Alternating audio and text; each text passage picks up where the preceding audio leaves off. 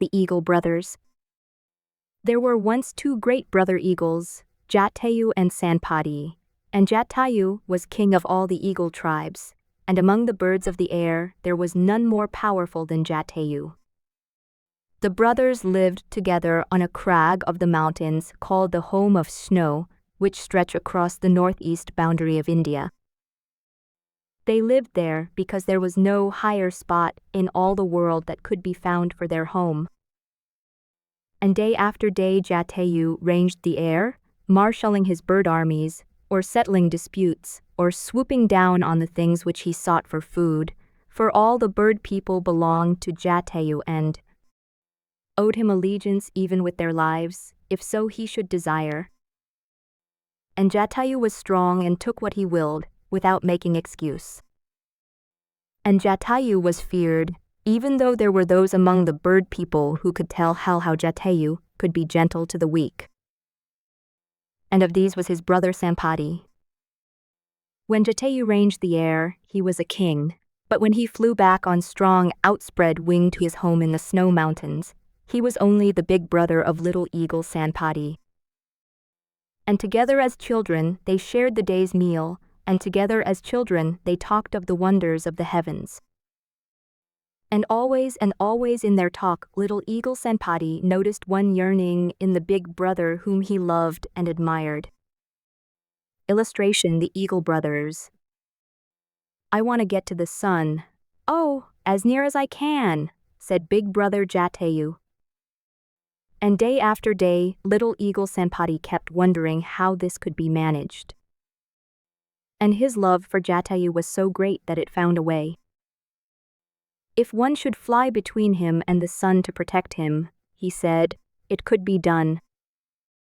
So, one day he made the little eagle heart of him very brave, and made Jatayu believe that he too was wanting to see the sun, but that he was afraid of falling back upon the earth in terror when he got near the sun's brilliance. So he begged Jatayu to fly just under him to protect him. And Jatayu consented, and they circled, little eagle Sanpati and big brother Jatayu, higher and higher, till they got so near to the sun that even Jatayu had had enough, and turned to fly back to the safe quiet nest in the white earth mountains, taking little eagle Sanpati with him. It is wonderful, he kept saying, that I got so near, and yet was not struck or burnt by the sun god and the fierceness of his rays. It is a tale of wonder for all bird people to hear. Well was it, little eagle Sanpati, that I was there when you fell on my back in terror. And in little eagle Sanpati's heart was a great gladness that Jatayu had had his desire. Nor did Jatayu, nor anyone in all the bird world, know the reason why little eagle Sanpati from that day forward remained the homestay eagle who could not fly.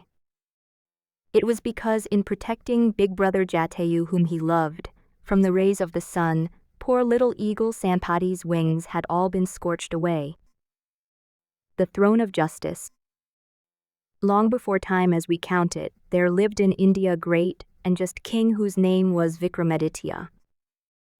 When he died, his beautiful palace and city of marble fell into ruins, and people remembered nothing but his name, and that he was great and good and wise and gentle. One day, some boys who were minding cows led them near a green mound among the ruins, and while the cows cropped the grass, the boys played. And one of them invented this game. I shall be the judge, he said, and you shall bring your quarrels to me. I will do justice. So he sat on the mound, and the boys ran away and whispered, and made a tale of wrong, and brought it to the boy on the mound, who did justice. But the odd thing was that the justice was such wisdom that even through their play, the boys felt that something wonderful had happened to their playfellow. He is a real judge, not a play judge, was what they said. And they told their parents, and soon all the village got into the habit of coming to the boy on the mound to settle disputes, and everyone was always sure that his judgment was right. Now there lived close to the ruined city a king great and powerful, And to his ears also came the story of the boy doing justice on the green mound. And the king laughed and said, "Why, he is sitting on the seat of Vikramaditya, that is why he is wise." Then the king began to wish the throne for himself, and he sent men with pickaxes and shovels, who dug away the boy's green mound. Deeper and deeper they went, till they came to a throne of black marble, resting on the backs of 24 beautiful carved eagles of marble. And the throne was taken to the palace of the king, and a great day of rejoicing was proclaimed, when the king would mount the throne. On the great day the king came in state, with his mace-bearers, and the men who called his titles, and the men who carried the state jewels, and the men who fanned him with great fans made of the green-blue eyes of a peacock's tail. But when the king would have mounted the throne, one of the carven eagles which bore the throne on its back came alive and spoke to the king. Illustration: one of the carven eagles came alive. "Stop," he said. "Have you never wanted for yourself the kingdom of another?" And the king had to own that he had. "Then fast and pray for 3 days," said the eagle, "and come back again." And the eagle flew away. And after 3 days the king returned, but the second eagle stopped him. "Have you never," he said, "done harm to another to rob him of his riches?" And the king said, "Yes, often." "Then fast and pray for 3 days," said the eagle, "and come again." And so each time that the king returned to mount the throne, an eagle spoke and showed some evil of his life, and the king went away sorrowful to his 3 days' fasting. And last of all there was only one eagle left, and the king came walking slowly. "This time I must sit on the throne," was his thought. "But stop," said likewise this eagle also, "unless you can tell me that your heart is as pure as the heart of a child." And the king looked within, and found his heart not as the heart of a child. "I am not worthy," said the king. But he knew that the last eagle had solved the mystery of the green mound of grass. The throne of Vikramaditya, where the shepherd boy did justice, was denied to him, the great and mighty king. For he who would be perfectly just must have the heart of a little child. Samyukta, or the story of the own choosing. Samyukta, daughter of the king of Kanauj, was the most beautiful princess in all India, and Prithi Raja, the king of Delhi, wanted to marry her. He knew that it would not be easy, because her father was his enemy. However, always and always he liked best to do what was not easy to do, so he meant to try. First he sought out her old nurse, who lived not far from the palace. Touching her feet with his forehead, as is the way of saluting mother people, he asked her advice. The old woman loved Prithi Raja very dearly, and found a way of helping him. "Give me," she said, "that picture which the great painter at Delhi has made of you on ivory, in green and gold, and the rest I will tell you when I come again from my journey." And the nurse who loved Prithi Raja went a long way till she came to the gates of the palace of Kanauj. She asked to see the queen. Now it happened that at that moment, the queen wanted a new waiting woman for the princess, so she took the nurse and gave her to the household of the princess. Samyukta, the princess, was indeed beautiful, good was she also, and of a true heart. And as the old woman brushed her hair, or sat out with her on the roof balcony on the still, hot nights when the princess was sleepless, she told her tales of Prithi Raja, king of Delhi, and of his great love for Samyukta. And she showed Samyukta his picture painted on ivory and green and gold, and as the princess looked on his face, her heart went out to meet the heart of the king who loved her. And presently the king of Kanauj said, "It is time for the Swayamvara, that is the choosing of her husband by a princess lady." And he sent his heralds to all parts of India to call the princes of India to the great choosing. But to his enemy, Prithi Raja, the king of Delhi, he sent no message. Nevertheless, the king of Delhi came to the choosing, he and his friend, disguised as minstrels. And the palace courtyard was gay and ready for the choosing. Garlands of roses and jasmine hung from the pillars, and garlands of yellow marigolds. The king and queen sat on golden thrones on a marble balcony, and down below were the thrones of the princes who sought the hand of Semiyukta. Illustration: lightly she held the garland. Each prince had his men-at-arms and his heralds, and all were dressed in jewels and cloth of gold. And the musicians sat in a watchtower at the gate, and all who came and went, and all that happened, they saw best of all, and with the musicians sat Prithi Raja, the great prince. And now the bugles sounded, and Semiyukta came from the inner courtyard. She wore a sari that flowed about her like golden water, and the golden anklets on her feet and the golden bracelets on her arms tinkled music. Her eyes were on the ground as she walked, and lightly she held the garland of fresh jasmine flowers, which she would place on the neck of him whom she chose to be her husband. As she reached the outer courtyard, she raised her eyes, and then she saw a wooden figure of Prithi Raja standing in the place of the king's doorkeeper. And she knew that her father had done this thing to hurt Prithi Raja, the true knight of her heart. From that moment her choice was made. Proudly she walked past one prince after another. Proudly and patiently she heard the long tale of his greatness sounded by the heralds, and silently and proudly she passed on. There was but one prince left, he who sat near the doorkeeper. What would she do? The king and queen leaned out of their marble balcony, and all the great crowd watched breathless. But the last prince also did Semiyukta reject, and turning to the wooden image of Prithi Raja, who had had no invitation to the great choosing, she placed on its neck the garland, kept for her true knight alone. Then was there a clash of steel, as the king and all the princes rose in wrath. Surely for this insult Semiyukta would now be bound in chains and sent to the deepest dungeon of the palace. But quicker than wrath was love. Prithi Raja the minstrel, mounted on Prithi Raja the king's swiftest charger, was at her side, and stooping lifted her to his saddle, and rode away swiftly to the gates of Delhi. And this was in the days long ago, when men were knights and fought for their ladies, and did with their own hand the thing which was not easy to do. The man who made himself an archer.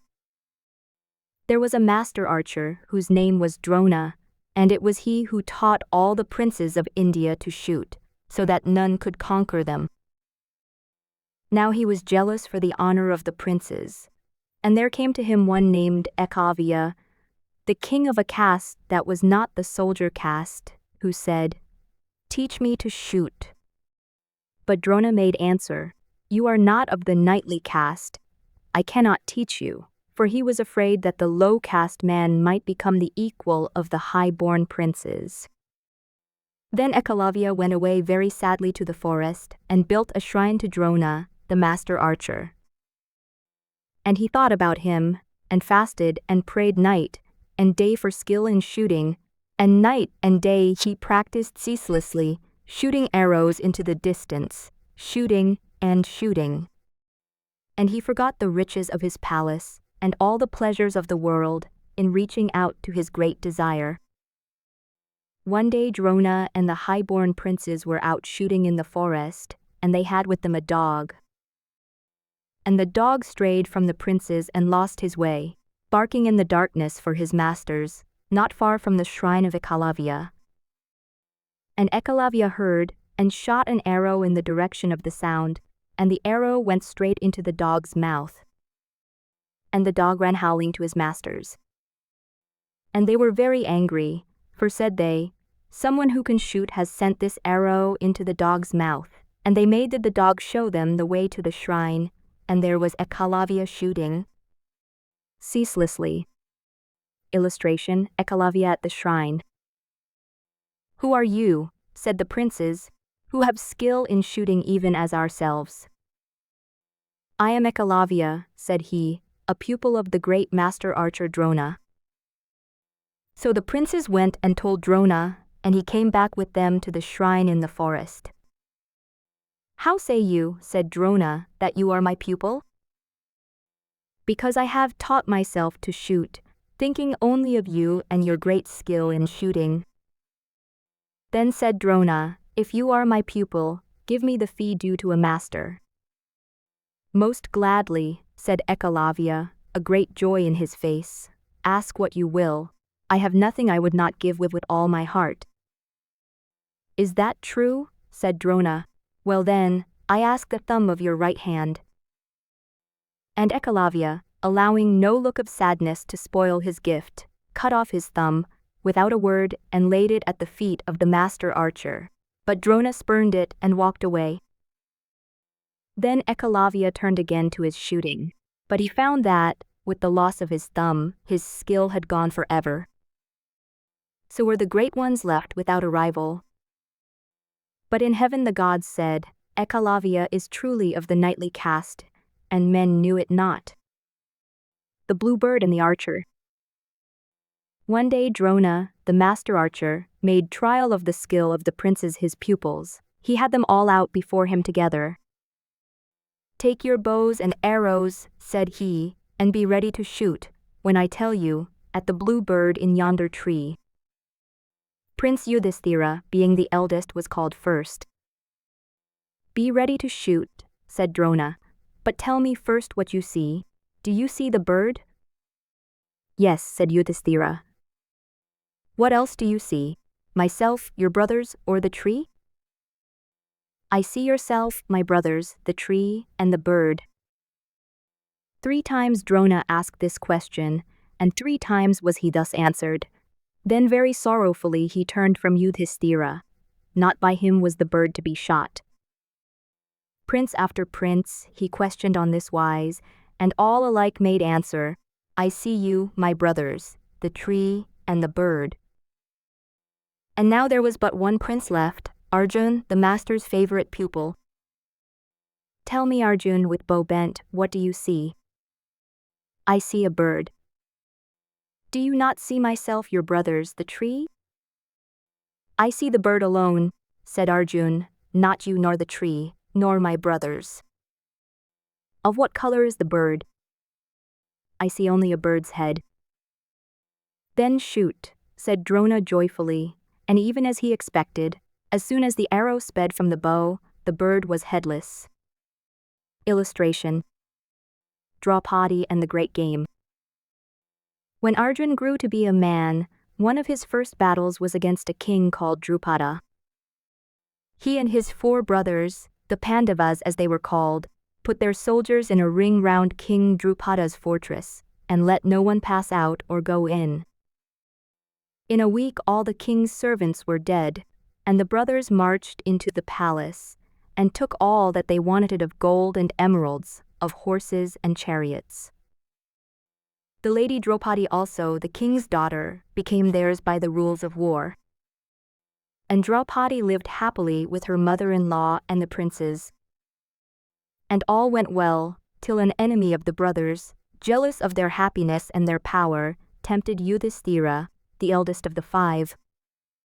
He challenged him to a game of chance in which he put down all he possessed, to lose or win. And Yudhishthira lost. He lost his palace, his chariots and horses, and his whole kingdom. He lost his brothers and himself, and last of all he lost Draupadi also. Draupadi was the most beautiful of women, and Yudhishthira's enemy was glad indeed when she was brought captive before him. But he was also afraid, for there was something so free in the spirit of Draupadi, that he knew it would not be well with the man who made her a slave. So, thinking it were wiser to be content with the kingdom and let Draupadi go, "Ask," he said, "a boon, and it shall be granted." "I ask then," said Draupadi, "for the freedom of Yudhishthira." "Granted," said the enemy, for he did not dare break his word. But he marveled that she did not ask for herself, so, "Ask again," he said. Illustration: Ask, he said, a boon, and it shall be granted. and for the freedom of his brothers with their weapons and chariots of war. It is granted, but I give you a third boon. Will you not ask for your own freedom? By no means, said Draupadi. The Pandavas, armed and free, can conquer the world. It is they who will rescue me. They need owe nothing to a boon, nor, with the Pandavas free, need I either any longer. The self-blinding. Everyone knows the name of Dhritarashtra, the uncle of the 5 great soldier men, the Pandavas. Dhritarashtra was blind, and Dhritarashtra was alone in his blindness. And when Gandhari, his bride, saw the hurt of his loneliness, "Let me into him behind his bars of darkness," she said to the gods. And she bound her eyes tightly, and day and night were alike to her forever. But Dhritarashtra was no more lonely in his night of sightlessness. The story of the maiden night. Drupada, the king of the Panchalas, had prayed for a son that he might destroy his enemy the master archer. But his wife was childless. Then, as he still prayed and prayed, Shiva appeared to him and told him that he should have a son who should first be a daughter. And in due time a daughter was born to him. But the queen said, "She is a son," and so great was her faith that she prevailed on the king to proclaim the child a son, and to perform the son ceremonies. And the child was called Shikandi, and she grew strong and beautiful, but was seen of none save her parents and her faithful nurse. All too soon it was time for her to be married, and again by the advice of the queen, they sought for her the most beautiful princess in all India. "We must believe the word of the gods," said the queen. But at last the secret was known, and the king whose daughter was sought in marriage was very angry. "I have," he said, "been insulted," and he prepared to make war on the Panchalas. And Shikandi's father felt that he had done wrong and had been deceitful, and he was afraid. But Shikandi's mother said, "We only relied on the word of the gods. Be unafraid as I am unafraid, and prepare to defend the kingdom. She shall be a son." And Shikandi, sad at heart that she was the cause of all this trouble, wandered forth to lose herself. "If I am not here any longer, the king and my father will make peace," was what she said in her heart. And wandering, she came to a great forest, and to a great house the doors of which were open. And the house smelt of smoke and incense, and yet no one was there, and it seemed to have a host, and yet was hostless. And Shikandi sat down in the house and brooded, heeding not time nor self, in her great desire to save her people. And to her presently came the kind Yakshas, whose the palace was, and he asked her what she wished. "Make me a man," said she, "a perfect man. My father is about to be destroyed, and if I were a man this would not happen. Make me, O Yakshas, a man, and let me keep that manhood till my father is saved." Illustration: she came to a great house. And the Yakshas was moved with pity, and gave her his manhood and his mighty form, till she should fulfill her object. So she went forth a warrior, in the form of Sthuna, the Yakshas. And the king of wealth, coming that way, found Sthuna the woman sitting alone in the palace, and between laughter and disgust, "You shall remain a woman," he said. But later he was sorry, and he added, "Till Shikandi's death."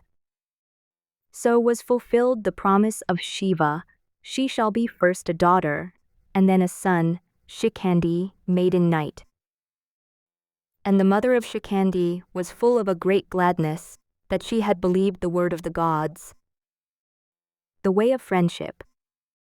Simple is the way of friendship. Make a fire of 2 sticks, or 20, or 200, any number will do, and if you walk round the fire, sunwise, with that one whom you would have for a friend, the gods themselves will not take back. The gift. And this was the lesson which Drona tried to teach King Drupada. Drona was the master archer, as we know, and Drupada was king of the Panchalas.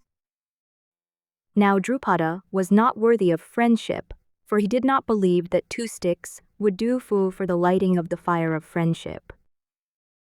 They must be 200, said Drupada, and of the most costly wood. And Drona was sad, for he was a poor man, and 2 sticks gathered in a wood were all that he could bring to the lighting. And you will bring one of the 2, he had said to Drupada, for all that matters is that we should bring the same. But Drupada shook his head. And Drona journeyed to a far country, and for many years the river of time flowed between him and the man whom he wanted for friend.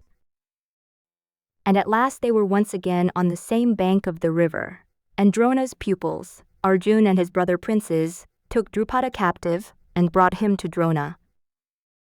And Drona said, I will teach Drupada the way of friendship. Since my 2 sticks, to one of which he is welcome, will not do for the lighting of the fire, he shall give me half his 200 sticks of the costliest wood. Illustration, Drona and the fire of friendship. And of all Drupada's riches, treasure of gold and emeralds and diamonds and pearls, strings of camels and horses and elephants, chariots of war and houses and slaves, he made 2 equal parts, and 1 part he gave to Drupada, and 1 part he kept for himself, that he might begin the teaching of the way of friendship to the man who was not worthy to learn the way.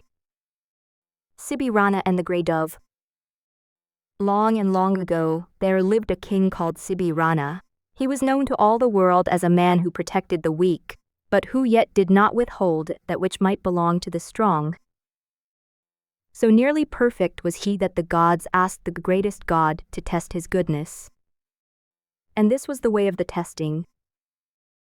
One day, as the king sat in his great hall of justice, there came in at the window a poor frightened grey dove, nearly spent with flight, and flew straight against the heart of the king. Looking up, the king saw an eagle in pursuit, and without a moment's hesitation, he opened his white robes to shelter the dove. The eagle turned its piercing eye upon the king. So this, then, is your justice, he said. You rob me of my food. Illustration, Sibirana and the Dove. Nay, said the king, on the contrary, food equal in weight to the bird shall be given to you. Whatever food I desire? Yes, whatever you desire.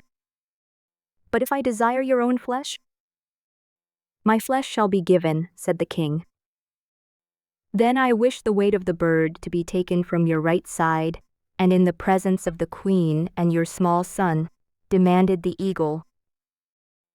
Beseech the queen to come hither, said the king, with my son. And to the horror of all the court, the scales were brought, and in the presence of the queen, they prepared to slice off the weight of the bird from the king's right side. The king sat steadfast, but alas, the bird seemed to grow heavier with each fresh gift of the king's flesh. And the eagle watched from the foot of the throne, and the eagle laughed aloud. Then from the left eye of the king fell a single tear. Stay, said the eagle, I want no unwilling sacrifice. Nay, but, said the king, willing enough is this. My left eye but weeps, because to the right side of the king alone is it given to protect the weak and defenseless. Upon which, says the old story, the miracle happened. For even the eagle saw the beauty of giving, and he flew away hungry to his mountains, and neither was the king really hurt, nor the dove without a home. The Crow and the Bell of Justice. This story is told of one Anangapal, who ruled in Delhi and who loved justice. He caused 2 great lions of stone to be placed near his palace gates, where all could see them. A bell hung from the bar between the lions. Whoever struck that bell claimed justice, and got justice of Anangapal the king. One day a crow swung in the breeze on the tongue of the bell, and the cry for justice clanged forth, reaching the ear of the king. Who strikes the bell? He asked. My lord, it is a crow. Let justice be done, said Anangapal. What asks the crow? But no one could tell, So the king himself read the message. The crow strikes my bell between the mouths of my stone lions. See you not, the crow came as is its habit, to pick morsels of food out of the mouth of the lion, and the lions were not lions. I deceived the crow, let a sheep be killed, and place some meat in the lions' mouths, that the crow may find its meal. So did even the least of his subjects get justice and bounty at the hands of Anangapal the Just. Illustration. Razia, Queen of Delhi. Razia was the daughter of Altamish, one of the Mughal slave kings of Delhi who lived in the 13th century. She is the only woman besides our own Queen Victoria who has ruled Delhi.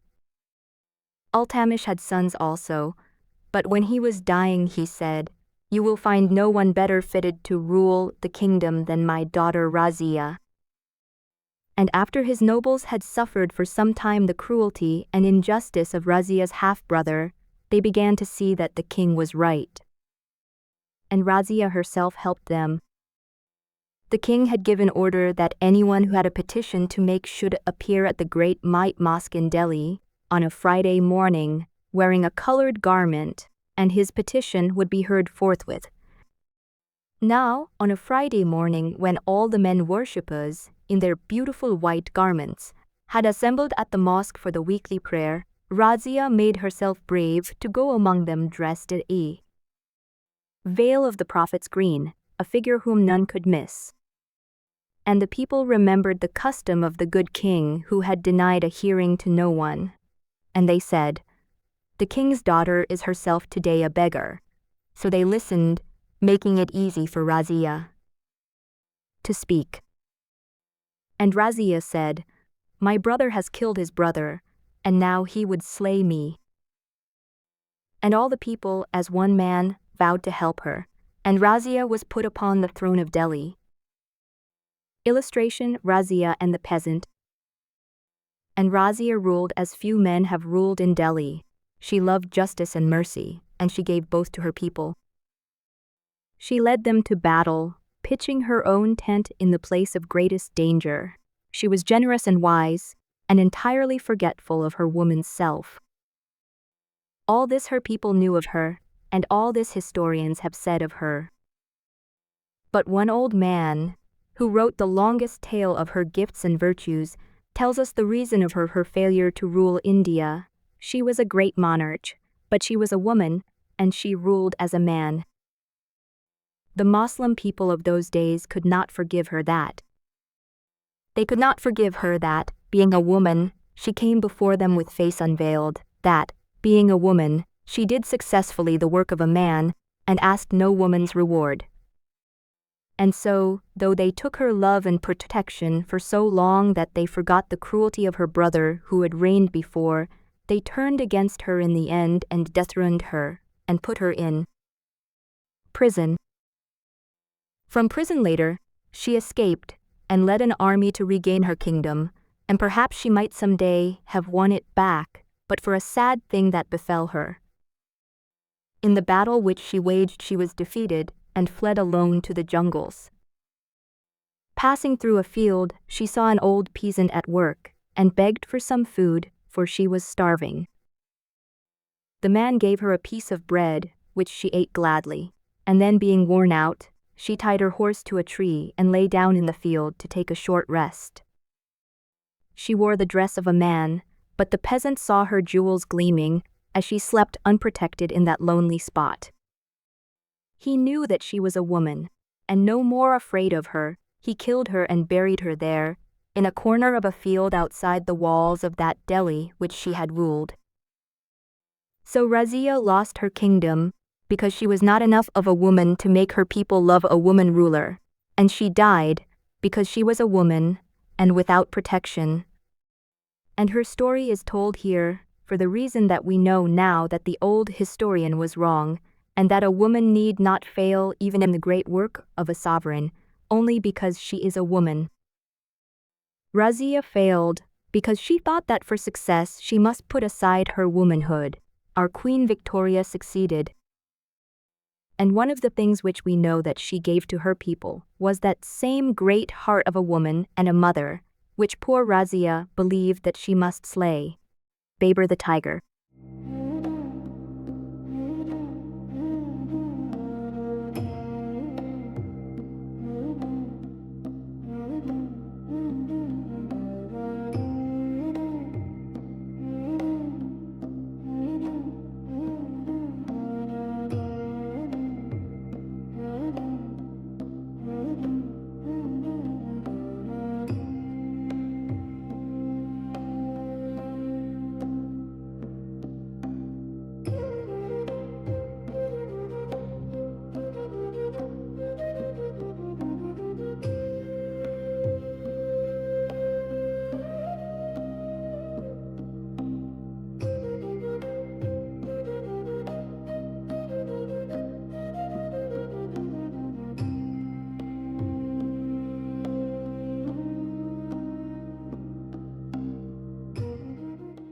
There was a Mughal boy king who fought his first battle when he was 12 years of age, and he won it, as he says himself, thanks to the distinguished valor of my young soldiers. But like the boys in fairy tales, he had wicked uncles who made trouble for him, and before he was 17 years old, he had won and lost 2 of his kingdoms. This is the boy whom all the world knows by his nickname of Baber the Tiger, and the most wonderful thing we know about him is his great spirit, which nothing could subdue. Success could not spoil him, and defeat could not make him hang his head. Always did he find something in which to take pleasure. Driven away from one of his early attempts to take Delhi, he has a race with 2 of his officers, and he writes of the first meal which he ate in hiding as of a royal banquet. Such peace and plenty. Nice fat meat, bread of fine flour well baked, sweet melons, excellent grapes. Again, I could not, on account of 1 or 2 defeats, sit down and look idly around me, he tells us, and we find him getting to work again immediately. Many years of wandering were before him. He had only 2 tents and less than 300 followers. They had to bear thirst and hunger, pain and poverty. But the joyous spirit of the tiger boy carried them through all, and his tenderness and love and thoughtfulness were as his courage and good cheer. He gave his own tent to his mother, who shared his wanderings, and for her, as for his followers, he gathered brightness from every smallest thing, from tulips and grasses, from animals and birds. Insects. Kabul fell to him when he was 18. And here for 10 years he lived peacefully, caring for his mother and grandmother, his aunts and sisters, and all his people who had been faithful to him. Here also he married the lady whom he called Maham, Moon, of whom we know only because of Baber's great love for her. It was the Moon Lady who was the mother of Humayun. But the land beyond the hills was calling Baber, and soon there came a chance to try once more for the throne of Delhi. The people of Hindustan were fighting among themselves and asked Baber's help. Of the great battle that Baber won on the field of Paniput near Delhi, there are many stories.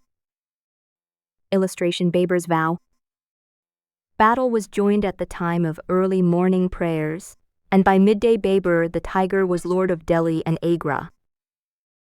There are wonderful tales of the presents which he sent after this victory to his family and people in Kabul, forgetting no one. Ladies and nurses of the Zenana, officers, clerks, traders, even all who pray for me, were remembered, and so great was the list that it was 3 days before the presents were divided.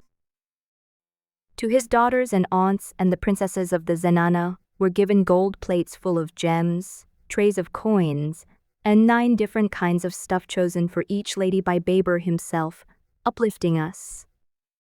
With pride, says his daughter. His last great campaign was against the Rajputs, and that was as a fight worthy of the warrior, who was now about 44 years of age, and who had begun fighting when he was 12. It was before this fight that he made the great repentance.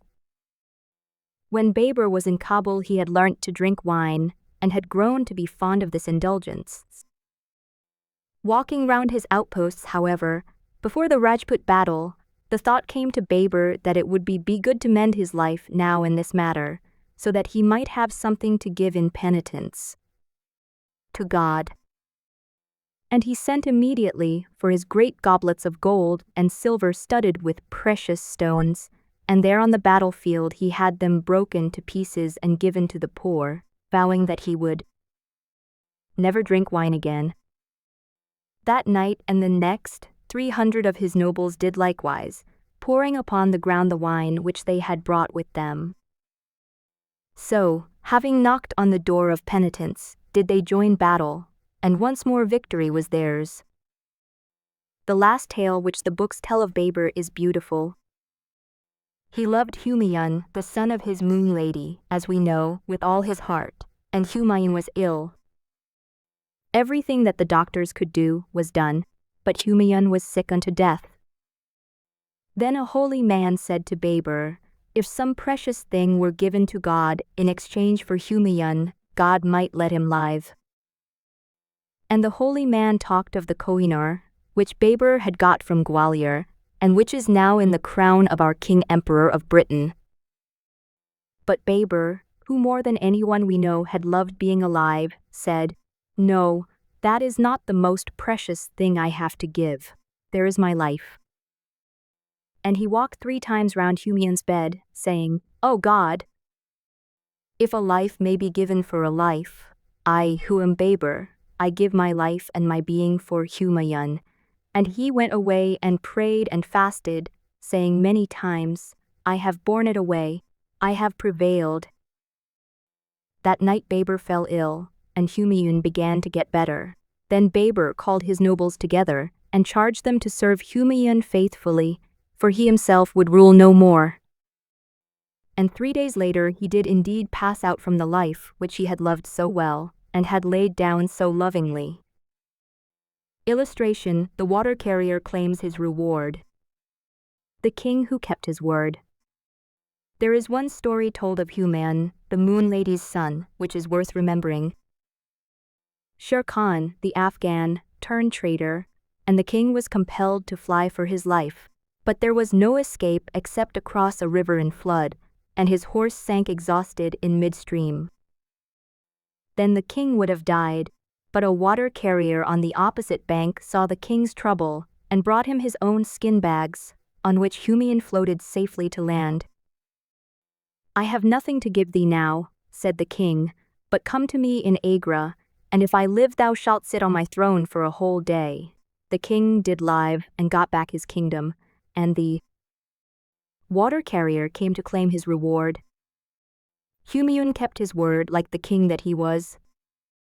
For 1 whole day the water carrier sat on the throne, and the skin that had saved the king's life was cut into little pieces and stamped into money by the royal mint. Naila.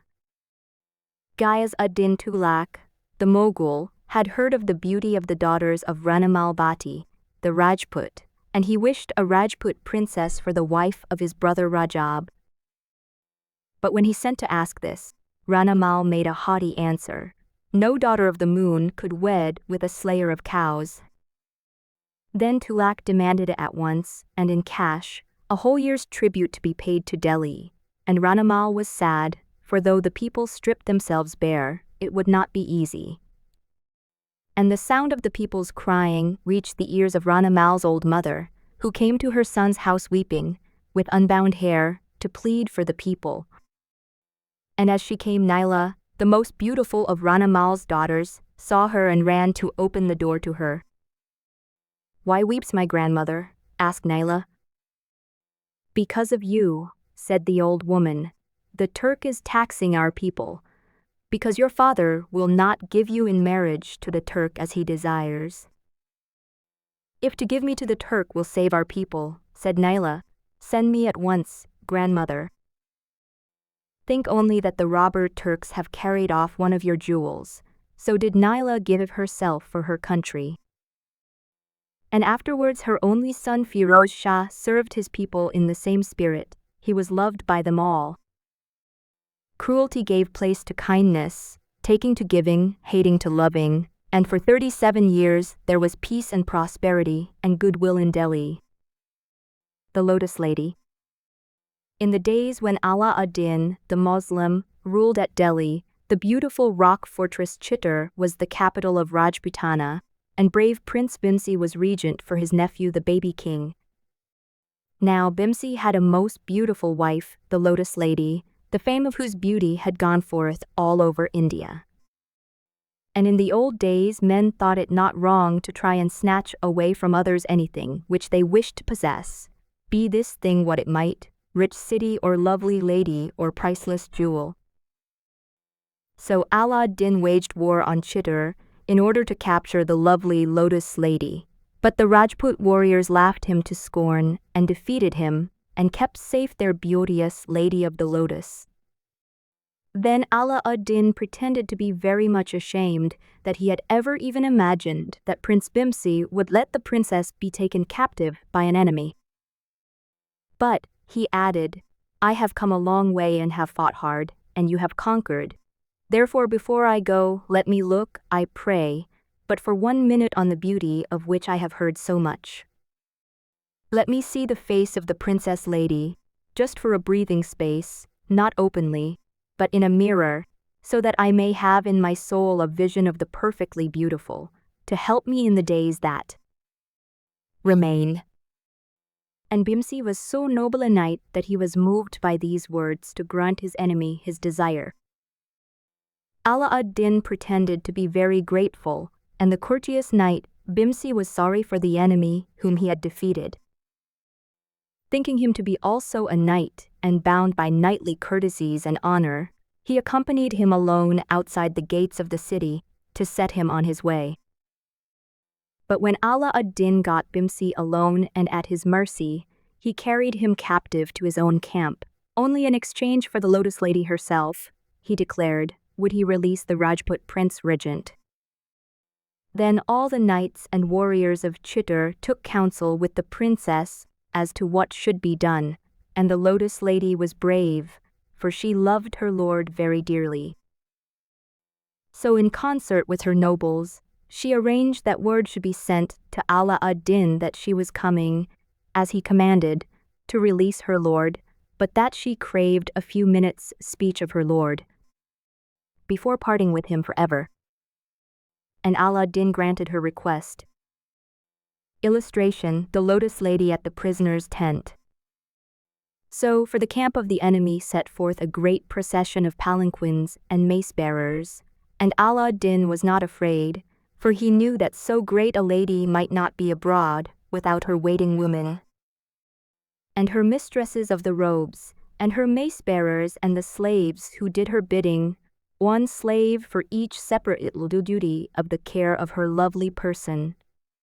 And now the Lotus Lady was at the prisoner's tent of her lord, and now she had bid him farewell, and the long line of palanquins had turned once more towards Chittor. And Ala ad-Din said, Ha! Now will I have both the prince and his bride.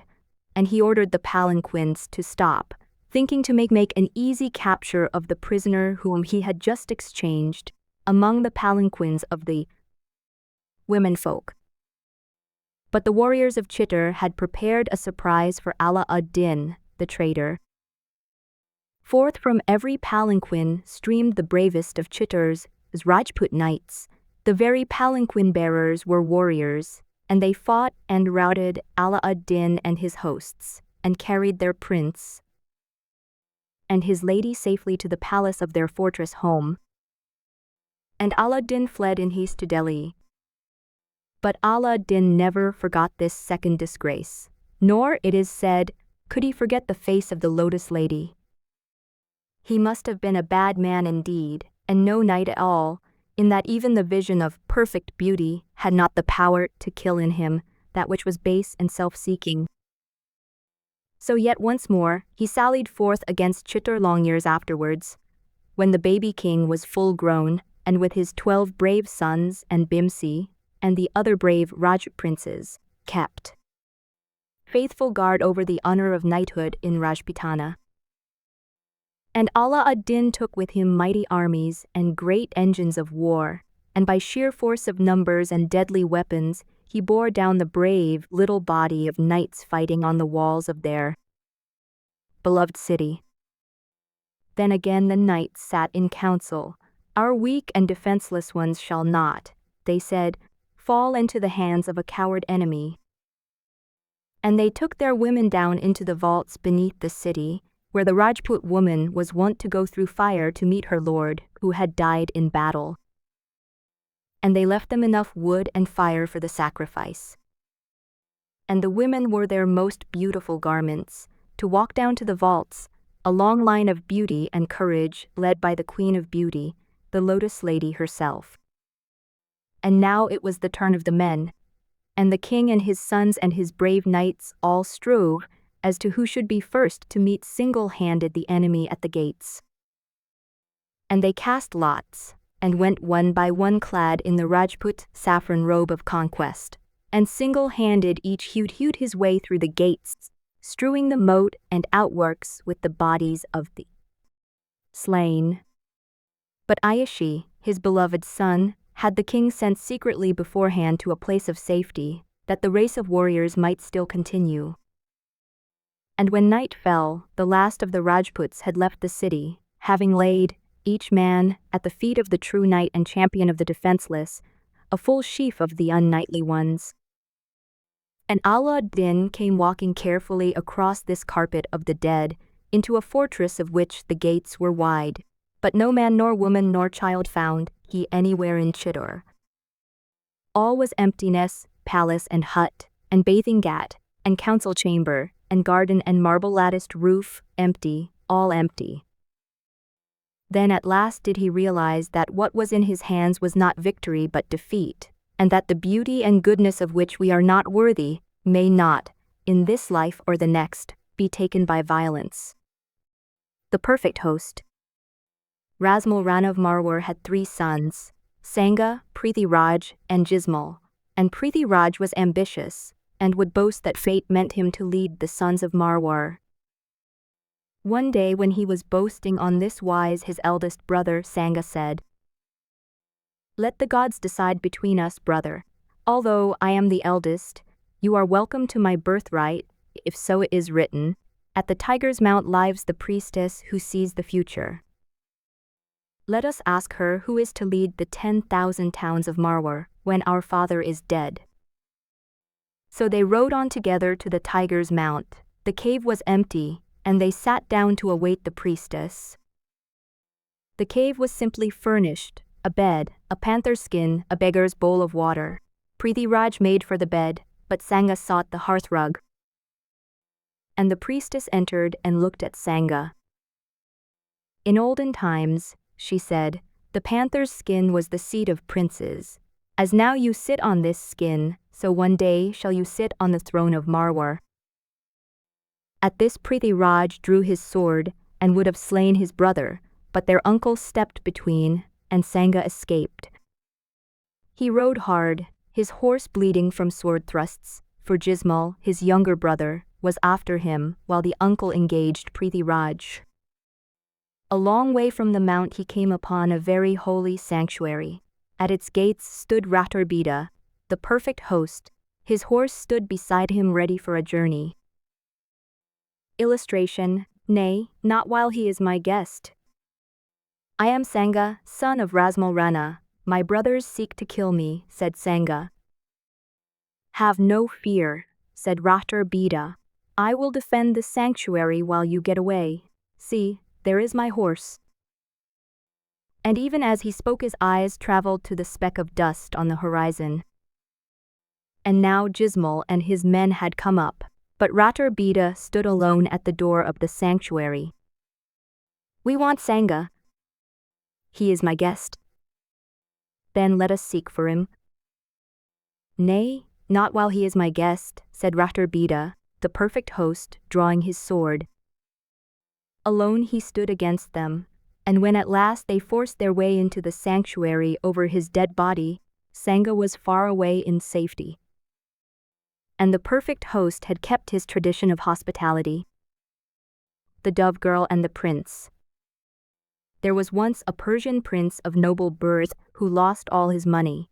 So he left his country and came to India, bringing with him his wife and 3 children. "It will not," he said, "be so hard to be poor in a strange country." He traveled with a great many other people, all coming through the snow mountains and passes, and wild bleak places of Afghanistan. The women rode on camels, slung in cages on either side of the driver, and most of their luggage also was carried in this way.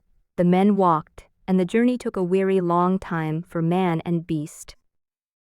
The travelers halted to cook their food, and they halted again to sleep by great watchfires, till the dawn star told them that it was time to go on once more.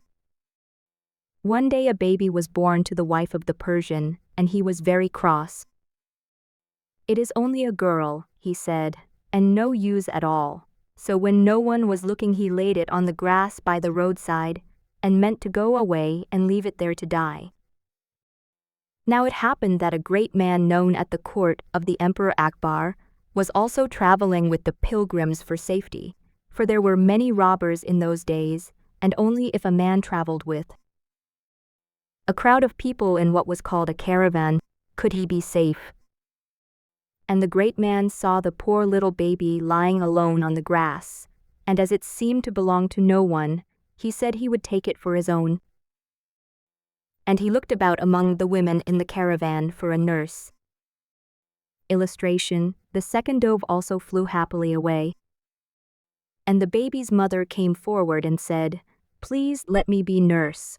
So the baby had its own mother, after all, to care for it.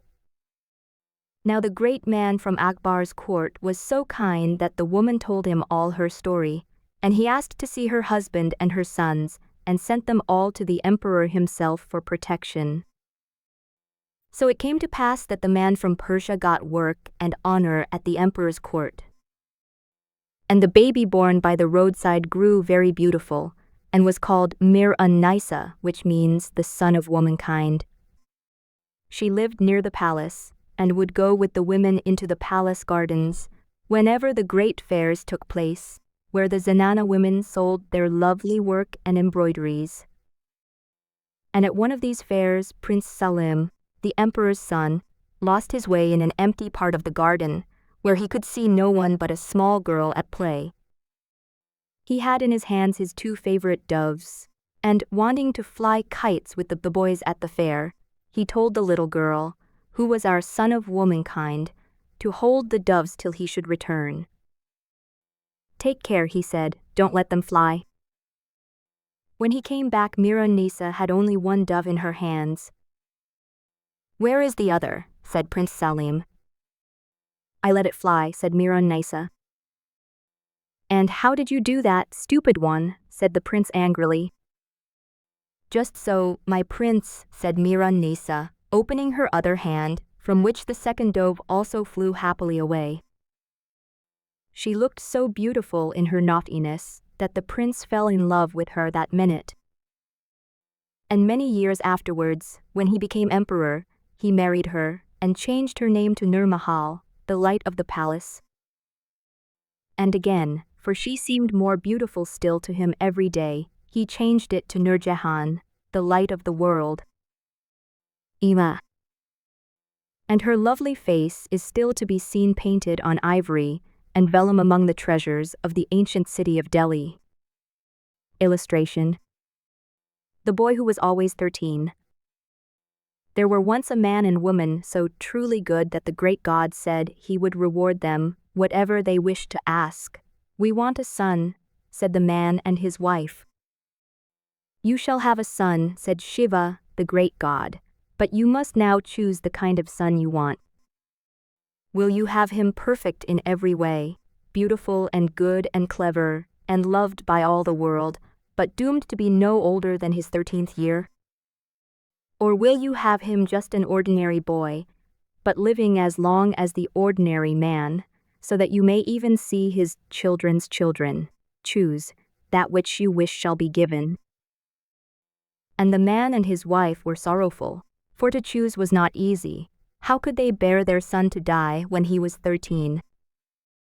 Yet how could they bear to have him just an ordinary boy, like any other that came into the world, and had trouble, and made mistakes, and died at last, leaving no name behind him? And the puzzle was too hard for the man. "I cannot choose," he said to his wife. "You must decide, it is your business." And the woman said, "We will have the perfect son that Shiva has offered us, and the rest we will leave to the gods." So Camil, the perfect one, was born and grew from happy baby to happy boy, and he was beautiful to look upon, and clever was he, and strong and gentle and kind. Everyone loved him, and to all gave he love also, making happiness wherever he went. And his father and mother, and all the people of his village, alike forgot that there could be any end to this happiness. But the king of death did not forget. No older than his 13th year, had said Shiva, the great god, and Camil, the perfect boy, was in his 13th year. So, on his birthday, the king of death sent his messengers to bring Camil away to the kingdom of death. "It is only another kind of life," said the messengers. "Do not be afraid, come with us. The king himself is waiting to receive you." But the boy said, "Why should I come? I want no other kind of life. This life I love. Why should I come? I will not come with you." "No one has ever disobeyed the king of death," said the messengers. "Come, you must." "I will not come," said the boy.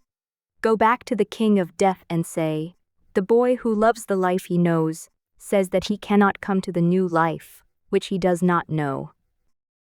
And the messengers went trembling back to the king with this message. Now the king of death is very old, and very kind and gentle, and he has the wisdom of peace and of forgetfulness, and the journey back to the life which the boy loved was for him a very long journey. "But I must see," he said, "the one person who has disobeyed me." So he sent for his black buffalo, and he rode the long and painful journey back to life and youth in the world of the things that pass.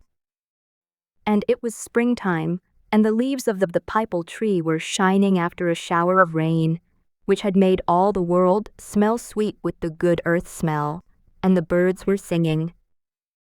And under the pipal tree stood the perfect boy beside the shrine of Shiva, the great god, playing a little tune of the gladness of the things that pass. Illustration: I am Death, who sent to fetch you. He played on a slender reed of bamboo, blowing with his mouth, and he called the cattle to come home to rest, for it was the cow dust hour, and the sun was setting. When the king of death was close by, the perfect boy stopped playing, and looked at him riding on the long, long back of his slow-moving gray-black buffalo. "What an old, old man you are," said the perfect boy. "Never have I seen you before. Who are you?" "You have seen my messengers," said the king. "I am Death, who sent to fetch you to my kingdom. Why did you not come?" "I told your messengers," said the boy. "It was quite true. It is very kind of you to want to take me to your kingdom, but I do not wish any other life. I love this life very much, and I am so happy. I love my father and my mother, and all the men and women people, and the children people, and the beast people, and bird people in this good life that I know. You stay with us too. See, I will ask my mother to make room for you in our own little hut." But the king of death shook his head. "I have a kingdom, and I come to take you to it. Come, make no trouble. Get up behind me on the buffalo. We must be back before tomorrow's day." "And I say again, I will not come," said the boy, standing firm. "See, I appeal to Shiva to protect me." And he put out his hand to the large pebble of black stone, Shiva's symbol, which had been brought to the shrine from the great sacred river of the west country. Then the king of death was angry, and he laid hands on the boy to take him by force, and he dragged him away, so that the symbol of Shiva fell to the ground. And now Shiva himself, the great god, was angered, and his voice thundered forth, ordering the king of death back to the kingdom of death. And you shall not return to the world of the things that pass, till I bid you, said Shiva. So back went the old king on his slow-moving, gray-black buffalo, and the boy was happy and life was again full of love and goodness as before, in his world of the things that pass. But the king of death could no more send his messengers to the earth, so everything lived forever. The men and women and beasts and birds and flower people all lived, and yet new men and women and beasts and birds and flower people were always coming to the earth, as before, so that the earth was fuller than it could hold. And the men and women and beasts and birds and flower people went to the great God and said, "We are weary, and there is no room for us on the earth. We are the things that must pass.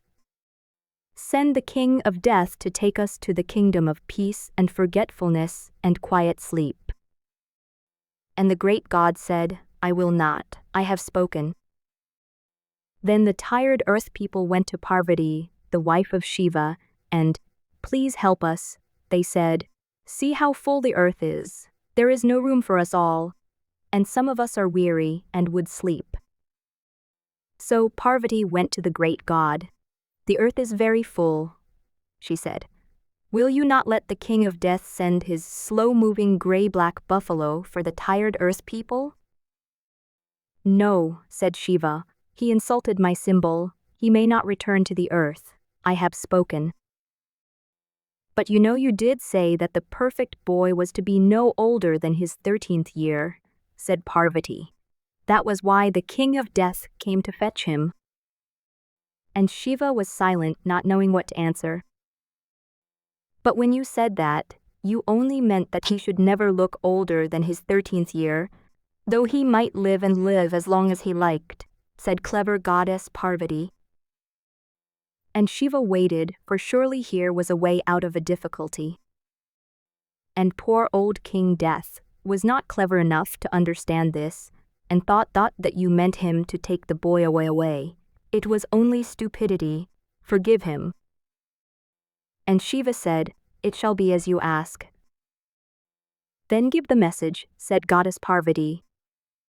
And, "Let the old tired leaves fall from the trees," said Shiva the god, and turned to other business. But his messengers were so full of gladness that good King Death might return to the earth once more, riding on his gray-black buffalo, for that was the meaning of Shiva's message, that they were drunk with joy and said the words wrongly.